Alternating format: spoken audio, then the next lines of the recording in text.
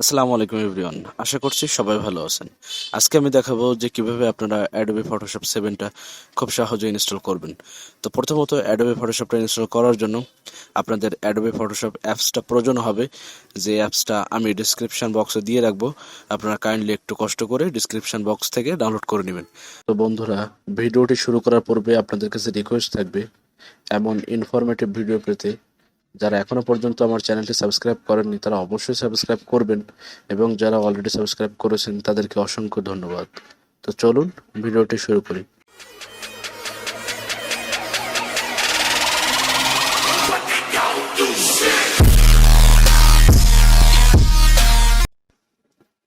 Welcome back. তো আপনারা description box থেকে যখন আপনারা অ্যাডোবে ফটোশপ 7 সফটওয়্যারটা ইনস্টল করবেন বা ডাউনলোড করবেন, তখন কিন্তু এরকম একটা সফটওয়্যার আপনাদের সামনে দেখাবে।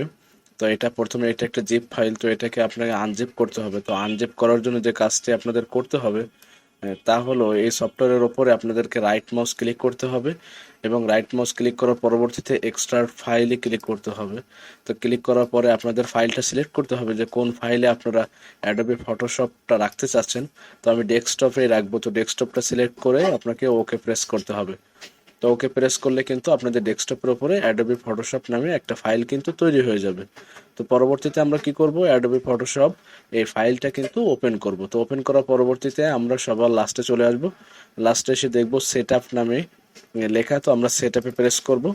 তো সেট আপে প্রেস করলে এরকম একটা পেজ আসলে আমরা ইএসএ ক্লিক করব। ইএসএ ক্লিক করলে কিন্তু আমাদের অ্যাডোবি ফটোশপ 7টা ইনস্টলিং শুরু হয়ে যাবে। তো আমরা কিছুক্ষণ দেরি করব, পিসির কনফিগারেশন অনুযায়ী আসলে এটা ইনস্টল হবে। তো পরবর্তী স্টেপে আমরা নেক্সটে ক্লিক করব, নেক্সটে ওকে দিব। ওকে দেওয়ার পরে এখানে ইউএস ইংলিশ থাকবে, আমরা নেক্সট ক্লিক করব এবং পরবর্তী স্টেপে ওকে, এবং এইখানে টাইটেলের এখানে এখানে যে কোনো নাম আপনারা দিতে পারেন, বা ফার্স্ট নেম যে কোনো কিছু বসিয়ে দেবেন। শুধু সিরিয়াল নাম্বারটা আসলে কি দেবেন আমি সেটা দেখাবো।